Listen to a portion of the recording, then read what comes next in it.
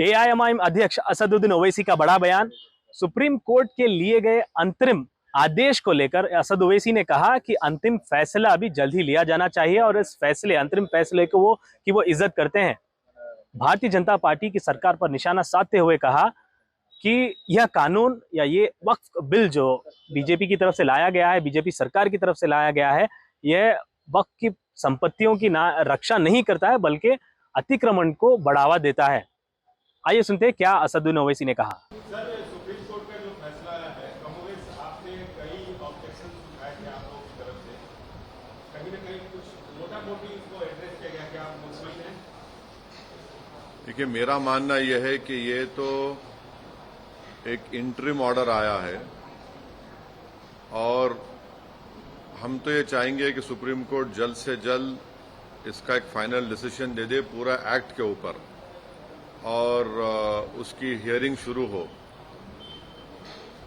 मेरी राय में, मेरी पार्टी की राय में यह है कि ये जो इंटरिम ऑर्डर आया है, इससे जो कानून मोदी सरकार ने बनाया है, मोदी गवर्नमेंट ने बनाया है या एनडीए ने बनाया है, इससे वक्फ प्रॉपर्टीज का तहफ़्फ़ुज़ नहीं होगा, प्रोटेक्शन नहीं होगा और एंक्रोचर्स को रिवॉर्ड किया जाएगा।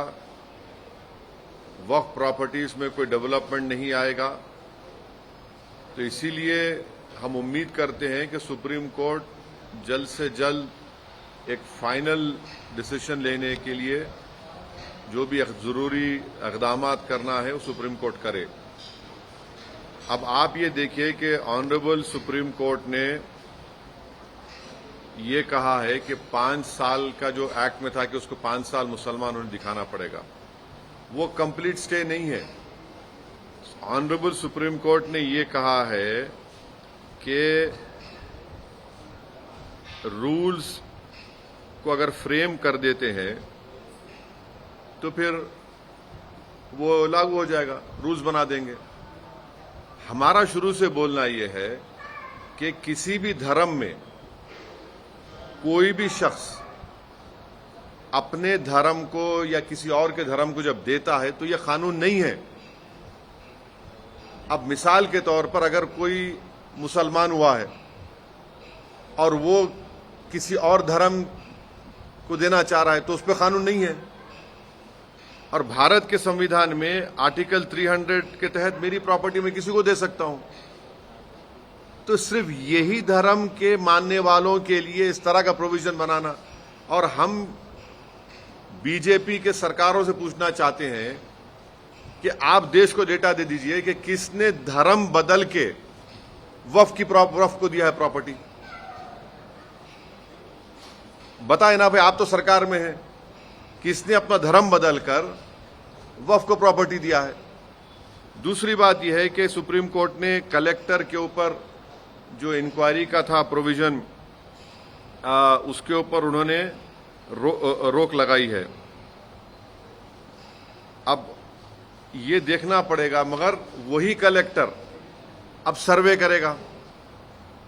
सर्वे का पावर तो कलेक्टर के पास है। आज की तारीख में वक्फ प्रॉपर्टीज का सर्वे यानी एक्ट बनने से पहले सर्वे कमिश्नर करता था, जो हायरार्की में कलेक्टर से सीनियर है, जो इंडिपेंडेंट है, मगर सर्वे तो कलेक्टर करेगा। सुप्रीम कोर्ट ने तो कह दिया कि जहां पे गवर्नमेंट प्रॉपर्टी है वहां पर आप नहीं कर सकेंगे। ठीक है। अब तीसरा उसमें यह है कि सुप्रीम कोर्ट ने एएसआई के ऊपर सेक्शन 3D की तारीख ये है कि जिस दिन लोकसभा में डिबेट हो रही थी उसी दिन स्पीकर साहब की इजाजत से सरकार ने उसको इंट्रोड्यूस किया 3D को। और आप डाइसेंट रिपोर्ट देखिए, मेरी डाइसेंट रिपोर्ट में फर्स्ट पेजेस में मैंने उसका अपोज किया था, वो उसमें आया भी नहीं। जेडब्ल्यूसी में लोकसभा में आपने पेश कर दिया। मैं पूरे लोकसभा राज्यसभा का वाहिद मेंबर था जिसने इसको अपोज किया था। आज सुप्रीम कोर्ट ने उसके ऊपर स्टे नहीं दिया। तो हम ये जानना चाह रहे, हमदुल्ला सईद जो लक्षद्वीप के मुस्लिम ट्राइबल एमपी हैं, अगर वो प्रॉपर्टी देना चाह रहे वक्फ को तो नहीं दे पाएंगे क्या? ये हमारा क्वेश्चन है। फिर एएसआई के ऊपर आप देखिए सेक्शन 3D जो है एएसआई के ऊपर गवर्नमेंट ने ये कह दिया कि अब एएसआई की जो प्रोटेक्टेड मॉन्यूमेंट होगा वक्फ वो प्रॉपर्टी नहीं रहेगी। तो मैं तो लूज कर दिया ना अपनी प्रॉपर्टी को। भाई ये प्रोटेक्टेड मॉन्यूमेंट है, मस्जिद है, मगर ओनर वक्फ है। आप बोल दिए नहीं, अब सरकार ने कह दिया उसको 3D को कि नहीं, cannot be declared as Waqf. Religious practice चलते रहेगी मगर वक्फ मालिक नहीं रहेगा, उसका एएसआई मालिक हो जाएगा। तो कैसे होगा भाई? एएसआई तो आया कब? जो प्रोटेक्टेड मॉन्यूमेंट है वो 400 साल पुराने हैं। एएसआई का एस्मार कानून तो 58 का है, उससे पहले अंग्रेज है, उसका क्या होगा फिर? ये एक है। फिर जो सुप्रीम कोर्ट ने वक्फ इवैक्यू प्रॉपर्टीज के बारे में भी स्टे नहीं दिया। आप पूरे वेस्टर्न उत्तर प्रदेश में चले जाइए, पंजाब में, हरियाणा में, अब उसका मालिक वक्फ नहीं रहेगा, उसका मालिक तो गवर्नमेंट हो जाएगी, कलेक्टर हो जाएगी। ये एक है। फिर सीओ को सुप्रीम कोर्ट ने कहा कि एज फार एज पॉसिबल मुसलमान सीओ को बनाइए। गवर्नमेंट क्या करेगी कि कोई कैपेबल मुसलमान हमको मिला ही नहीं। As far as possible Supreme Court ने गवर्नमेंट कहे हम तो मिला ही नहीं हमको। अरे भाई, जो पार्टी टिकट नहीं देती मुसलमानों को, जिसके पास एक मुस्लिम एमपी नहीं है, वो मुस्लिम ऑफिसर को बनाएगी। इंटेलिजेंस ब्यूरो में कितने मुस्लिम ऑफिसर है बताइए? अब आप बोलेंगे देखिए सिक्योरिटी में बात कर रहे, मैं एग्जाम्पल देने के लिए कह रहा हूं। ये एक हो गया। गवर्नमेंट आप देखना, बीजेपी सरकारें बोलेगी नो, नहीं, एज फार एज पॉसिबल कोशिश करो, आप नहीं मिलेगा, नहीं बनाएंगे। और फिर दूसरा उसमें जो सुप्रीम कोर्ट ने स्टे रिफ्यूज किया वो है मैंडेटरी रजिस्ट्रेशन। सुप्रीम कोर्ट ने कहा कि नहीं, पहले था, ऐसा था, ठीक है, अब डॉक्यूमेंट कहां से लाएंगे? डॉक्यूमेंट कहां से लाएंगे बताइए? डीड कहां से लाएंगे? कागज कब से लिखना शुरू हुआ? 350 साल पुराने का क्या करेंगे बताइए?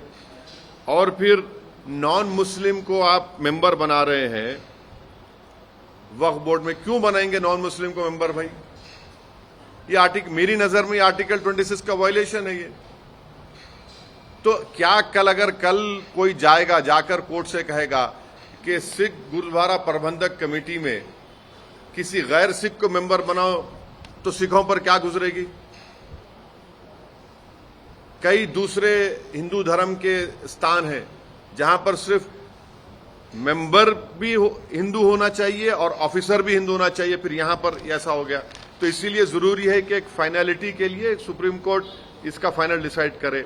लिमिटेशन एक्ट आप बताइए, लिमिटेशन एक्ट अगर देखिए कहीं वक्फ की प्रॉपर्टी मुझे मालूम हुआ वहां पर लोग कब्जे में है, मैं अब केस नहीं डाल सकता उनके ऊपर। माने मैं एनक्रोचर को रिवॉर्ड हो रहा है, जो केस चल रहा है वो तो चलेगा, लिमिटेशन एक्ट अप्लाई नहीं होगा। मगर जब मैं केस नहीं डाला और मुझे मालूम हुआ, क्योंकि अगर आप रिपोर्ट पढ़ेंगे वक्फ कमेटी की, पार्लियामेंट की, कितने स्टेट्स ने सर्वे किया वक्फ प्रॉपर्टीज का बताइए? सिर्फ 7 स्टेट्स ने किया था। तो आज मैं लिमिटेशन एक्ट में जो लोग कब्जे में है वो उसके मालिक बन जाएंगे। और फिर आप, तो ये मोटा मोटा ये है आज तक बोलने का इसके ऊपर।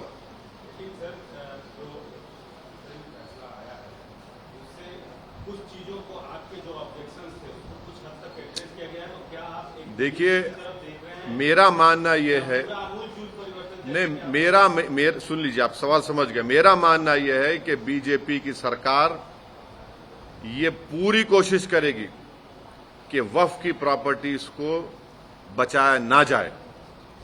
बीजेपी की सरकार ये पूरी कोशिश करेगी कि वक्फ, सुनिए, वक्फ की इनकम में इजाफा ना हो।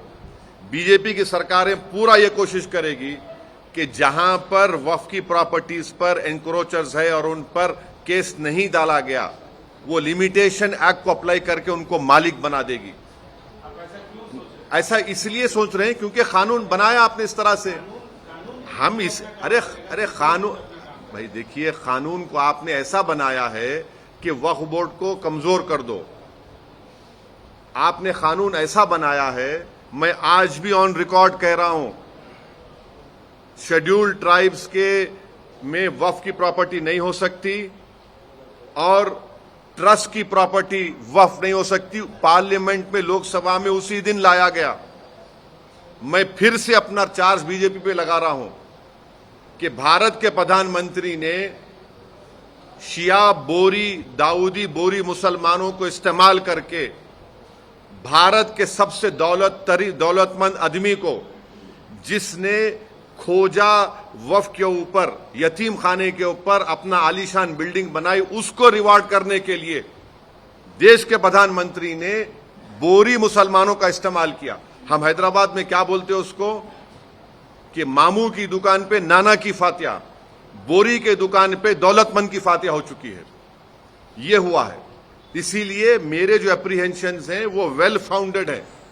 सुप्रीम कोर्ट ने आज जो भी किया वो हम रिस्पेक्ट करते हैं, मगर ये जो होगा ना, इलेक्शन नहीं होगा वक्फ बोर्ड का। पहले इलेक्शन होता था किसका? मुतवल्ली कैटेगरी का, एमएलए कैटेगरी का, एमपी कैटेगरी का, और जो जुडिशियल साइड में जो होते थे। अब इलेक्शन नहीं होगा, नॉमिनेट होगा। नॉमिनेट किसको करेंगे? दूल्हे भाइयों को करेंगे, पूरे बीजेपी के जितने दूल्हे भाई हैं, और उसमें आप अपने लोगों को लाके डालेंगे। कैसे आप उम्मीद करेंगे? आप कैसे उनसे एक्सपेक्ट करेंगे जो बुलडोजर से घरों को तोड़ रहे हैं, जो ओपनली कह रहे हैं कि ये लोग इन्फिल्ट्रेशन करके आए हैं? कैसे आप उनसे इंसाफ की उम्मीद करेंगे? सर, अब कानूनी लड़ाई में आप भी शामिल थे। मैं पार्टी था उसमें। तो अब आगे आप अभी भी पार्टी हूं। आगे आपका क्या है? हम उम्मीद करते हैं कि ऑनरेबल सुप्रीम कोर्ट, ये अब तो इंटरिम ऑर्डर है, हमारा केस है, इस पूरे एक्ट का एक फाइनल डिसीजन लें। जैसे अभी आपने कहा कि इंटरिम ऑर्डर ही है और आपके और भी तर्क है जिन मुद्दों पर आप बात कर रहे थे, आगे कैसे आपकी तरफ से आपको लगता है कि आप अपनी बात को पेश करेंगे कि एक बात सुन लीजिए। सुप्रीम कोर्ट ने ट्राइब्यूनल कहा, आपको मालूम इस एक्ट में अगर किसी स्टेट में ट्राइब्यूनल नहीं बनाते हैं, वक्फ का ट्राइब्यूनल नहीं बनाते, तो आप हिंदू एंडोमेंट ट्राइब्यूनल चले जाइए। अच्छा, अभी पहले क्या था कि डिस्ट्रिक्ट जज हाई कोर्ट के सीजीआई अपॉइंट करते थे, अब रिटायर्ड जज बैठेगा। मुझे बताइए, मेरे अप्रीहेंशंस हैं, इसीलिए मैं कह रहा हूं कि सरकार, बीजेपी की सरकार ये पूरी कोशिश करेगी कि वक्फ का स्ट्रक्चर ही कोलैप्स हो जाए पूरा। वैसे सबसे ज्यादा वक्फ के लैंड्स को हड़प लिया जाता है, कब्जा किया जाता है, ये भी कहना। अरे देखिए, अगर हड़प लिया जाता है तो आपको सच्चर कमेटी ने कहा था कि आप समरी एविक्शन पावर्स वक्फ बोर्ड को दीजिए। आज की तारीख में अगर तेलंगाना वक्फ बोर्ड कोई केस जीतता भी है तो सुप्रीम कोर्ट या कोर्ट को जाकर उसको ऑर्डर लेना पड़ता है, इसको हटाओ, इसको इंक्रोचर को। लिमिटेशन के ऊपर आज बात हो रही है, तो क्या सच्चर कमेटी का जितना हवाला देते हैं, हमारी कमेटी में माइनॉरिटी मिनिस्ट्री के ऑफिसर्स आकर बोलते थे कि लिमिटेशन एक्ट अप्लाई होगा मगर 2036 तक अप्लाई नहीं होगा। सच्चर कमेटी में लिखा है 2036 तक अप्लाई नहीं होगा लिमिटेशन एक्ट। फिर ये क्या है? फिर बताइए आज। एक कांग्रेस बार बार ये कह रही है, उनके नेता, कि अगर हमारी सरकार आएगी तो ये जो वक्फ का कानून है इसको तो पूरी तरीके से हटा ही देंगे। क्या इस पर राजनीतिक तौर पर जैसे देखिए, सवाल वो नहीं है। सवाल ये है कि ये हम सुप्रीम कोर्ट जब डिसाइड करेगा फाइनली, वो सुप्रीम कोर्ट का इख्तियार है, प्रोरोगेटिव है, मगर हमारा मानना है कि सुप्रीम कोर्ट जल्द से जल्द इस कानून के बारे में डिसाइड करे। आपने तो इंटरिम ऑर्डर दिया है। मुझे ये लगता है कि बीजेपी वक्फ की प्रॉपर्टीज को कमजोर करने के लिए वक्फ का पूरा स्ट्रक्चर कोलैप्स कर जाए, रूल्स सेंट्रल गवर्नमेंट बनाएगी, स्टेट गवर्नमेंट का कोई रोल ही नहीं रहेगा उसमें। रूल्स आप देख लीजिए, पूरे सेंट्रल गवर्नमेंट बनाएगी, तो फेडरलिज्म कॉन्सेप्ट कहां है? आप देरी में आप इंटरिम ऑर्डर पे आप ज्यादा तवज्जो दे रहे हैं और कि जल्द से जल्द ऑर्डर आए, आपको क्या लगता है? फाइनली देखिए, सुप्रीम कोर्ट ने तो ये फाइनल एक्ट पे डिसाइड नहीं, सुप्रीम कोर्ट ने तो फाइनली इस एक्ट पर डिसाइड तो नहीं किया ना। वो जल्द से जल्द डिसाइड हो जाए बस। डेयरी में क्या आपको लगता है कि अगर देर हो, हम बिल्कुल, हमको लगता है कि बीजेपी वक्फ प्रॉपर्टीज को वो कर देगी, कोलैप्स करेगी बीजेपी पूरा। देखिए एक मिसाल एग्जांपल दे रहा हूं, जहां पर वक्फ की प्रॉपर्टीज का सर्वे भारत के पूरे देश में सिर्फ 7 प्रदेशों ने किया। जब सर्वे होगा तो अगर मालूम होगा कि भाई वक्फ की प्रॉपर्टी बोलेगी नहीं, अब लिमिटेशन एक्ट अप्लाई हो गया, तो जो उस पे एंक्रोचर है आप उसको रिवॉर्ड कर रहे हैं, आप उसको रिवॉर्ड कर रहे हैं, वही तो हम बता रहे हैं आपको। और फिर आप वक्फ बोर्ड में इलेक्शंस नहीं होंगे, नॉमिनेशन होगा, तो भारत में ज्यादा प्रदेशों में बीजेपी की सरकार है, तो किसको रखेंगे और किसकी प्रॉपर्टी बचेगी बताइए। आप डेटा उठाकर देख लीजिए, माइनॉरिटी मिनिस्ट्री ने कुछ पैसा दिया ही नहीं वक्फ प्रॉपर्टीज को डेवलप करने का। आप कह रहे हैं कि कलेक्टर की अगर हम बात करते हैं तो आप कहते हैं कि उनके ऊपर भी प्रेशर होगा सरकार की तरफ से या फिर अधिकारियों की तरफ से। सरकार आप कहते हैं कि अगर डेमोक्रेटिकली करेगी कि नहीं, ये भी सवाल आप कर रहे हैं। तो सवाल ये भी उठता है, नॉमिनेटेड पोस्ट होंगे, आप ये कह रहे हैं। ऐसी स्थिति में जब आप अब तक जो इलेक्शन वाली जो पॉलिसी कर रहे थे उससे तो फायदा नहीं हुआ है मुसलमानों को। कैसे बोलते फायदा नहीं हुआ? आप कितना फायदा हुआ? नहीं, हम वही तो हम पूछ रहे, जब तक आप सुनिए, नहीं सुनिए, जब तक आप वक्फ बोर्ड्स को समरी एविक्शन पावर्स नहीं देंगे, मेरे पास समरी एविक्शन पावर्स ही वक्फ बोर्ड के पास नहीं है ना। आप समरी एविक्शन पावर्स नहीं देते हैं, आप पैसा नहीं देते वक्फ बोर्ड के प्रॉपर्टीज को डेवलप करने के लिए, तो ये पूरा जो एक्ट बनाया गया है वक्फ की प्रॉपर्टीज को बचाने के लिए नहीं। अब आप देखिए, वक्फ और औलाद के ऊपर भी सुप्रीम कोर्ट ने स्टे नहीं दी। यानी मेरी प्रॉपर्टी है, मैं अल्लाह के नाम पे या भगवान के नाम पे देना चाह रहा हूं, तो आपने लगा दिया कि नहीं, उसमें किसी बच्ची का शेर मार नहीं खाना। अरे भाई, मैं मेरी प्रॉपर्टी में अल्लाह को देना चाह रहा हूं, अब आप उसमें बोल रहे नहीं, अब वो कौन होगा? अच्छा, ओरल गिफ्ट नहीं हो सकता, ट्रांसफर ऑफ प्रॉपर्टी एक्ट में हिबा हो सकता है, हिबा हो सकता है। यहां पे आप बोल रहे नहीं, ओरल नहीं हो सकता, एक्ट में बोल रहे आप। सर, अभी एक बड़ी खबर है, प्रधानमंत्री आप यहाँ की सियासत करते हैं बिहार में, स्पेशली सीमांचल की। प्रधानमंत्री पूर्णिया में है, वहाँ के 4 जो मुस्लिम आबादी ज्यादा है वहाँ पे 4 जिलों में सीमांचल में, और कमोवेश आप भी वहीं की राजनीति करते हैं बिहार में स्पेशली, क्या कहना चाहेंगे? प्रधानमंत्री वहाँ पहुंचे हैं। अरे कोचा दामन में रेलवे स्टेशन क्यों नहीं बना पा रहे आप? कोचा दामन रेलवे स्टेशन बनाइए ना। किशनगंज में अलीगढ़ मुस्लिम यूनिवर्सिटी का जो सेंटर है उसको मजबूत क्यों नहीं कर रहे आप? तड़प रहे हैं वहां के बच्चे बच्चियां, तो खत्म होने के दहाने पे आ गया वो। तीसरा जो जलालगढ़ से किशनगंज की लाइन का क्यों नहीं डाला गया उसको? पूर्णिया का इतना बड़ा रनवे है, अब आज आके आप कर रहे हैं। अब नहीं मालूम, इससे पहले भी हुआ था, फिर बंद हो गया। फिर ये आपने फ्लड आता है वहां पर, फ्लड को रोकने का काम क्या कर रहे हैं बताइए आप? जमीन कट जाती है, गांव कट जाता है, उस पानी को रोकने का, फ्लड का इंतजाम क्यों नहीं कर रहे? गाया में आपने इंडस्ट्रियल एरिया नोटिफाई कर दिया, एरिया जोन बना दिया, किशनगंज को क्यों नहीं करते भाई? आप इंडस्ट्रियल जोन बनाइए ना उसको। सीमांचल को आप बैकवर्ड रख रहे हैं और बैकवर्ड रखना चाहते, अब प्रधानमंत्री जाके वहां पे बोलेंगे डेमोग्राफी चेंज हो रही। ये बीजेपी से हम पूछना चाह रहे, ये एसआईआर जो हुआ है 65 लाख में कितने बाहर के लोग थे बताओ? एक तो मर गए, निकाल दिए नाम आपने बोला, एक तो आप बोले कि डबल एंट्री, एक बोले शिफ्टिंग। अब प्रधानमंत्री बोलेंगे भाइयों बहनों देखो हमारे इन बॉर्डर एरिया में डेमोग्राफी चेंज हो रही है, कहां है बताओ उसमें? हाँ, वो तो देख, एम्स क्यों नहीं बनाते भाई सीमांचल में? एम्स बनाइए ना सीमांचल में। पटना जाना पड़ता हमको, सीमांचल में बना दीजिए एम्स। एक गाया की तरह सीमांचल में आप एक इंडस्ट्रियल जोन डिक्लेयर करिए, कोचा दामन में एक रेलवे स्टेशन बनवा दीजिए। ये सब चीजें हैं। सर डेमोग्राफिक की बात की जाती है, तो प्राइम मिनिस्टर जी वहाँ पे है, तो तेजस्वी यादव जी का भी बयान आया था, पप्पू यादव जी भी वहाँ पे स्टेज पे पार्टिसिपेट करने वाले, तो उस पर क्या कहना सर आपका? नहीं, पार्टिसिपेट करे हमसे मतलब नहीं। हम ये बोल रहे कि सीमांचल भारत का सबसे अंडर डेवलप एरिया है। सीमांचल, अगर प्रधानमंत्री वहां जा रहे तो क्या वो उन नौजवानों को बोलेंगे सीमांचल के, जो आज पंजाब की खेतों में काम कर रहे हैं, मुंबई की होटलों में काम कर रहे हैं, हैदराबाद में आकर यहां पर काम करते हैं, उनका पलायन रोकने के लिए प्रधानमंत्री और बीजेपी के पास क्या एक्शन प्लान है बताइए हमको। इतने साल से आप सत्ता में हैं, जलालगढ़ से किशनगंज को रेलवे ट्रैक क्यों नहीं डाला गया? सीमांचल में why have you not opened an AIIMS in Seemanchal? Why have you not declared any one district of Seemanchal as the industrial area zone to bring industries over there?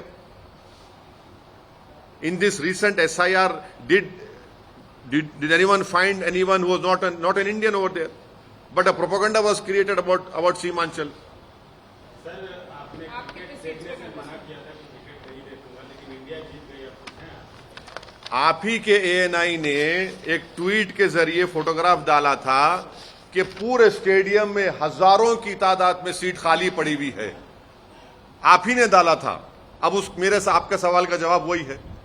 देखिए, भारत जीतना चाहिए हर जगह पर, चाहे क्रिकेट मैच हो, चाहे टेररिस्ट के खिलाफ हो, मगर जीत का मयार यह नहीं हो सकता कि जो लोग आकर हमारी बेटियों को बेवा और हमारे बच्चों को यतीम करें, आप उनके साथ खेल खेलेंगे। ये जीत नहीं हो सकती है। हाँ,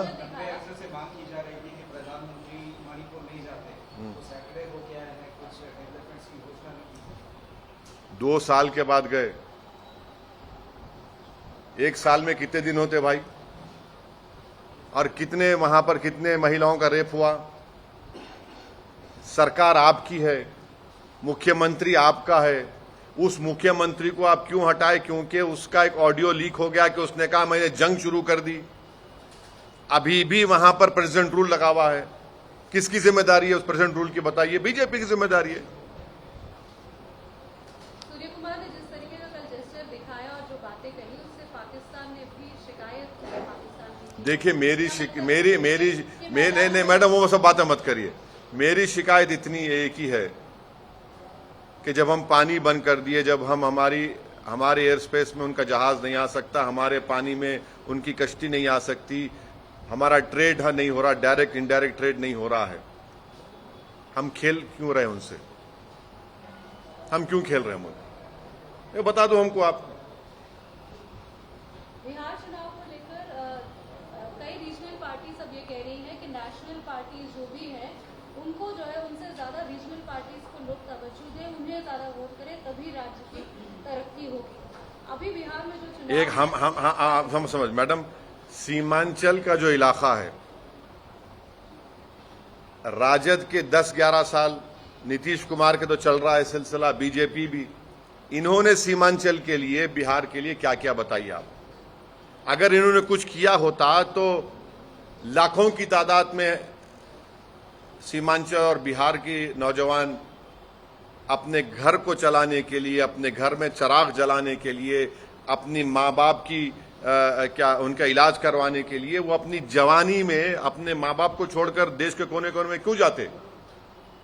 ये प्रूफ है कि उन्होंने सिर्फ बिहार की जनता का और खास तौर से सीमांचल की जनता का वोट लिया और उनको बर्बाद कर दिया उन्होंने, सब पार्टियों ने। कैमरा पर्सन दस्तगीर के साथ अब्दुल बशीर, हैदराबाद।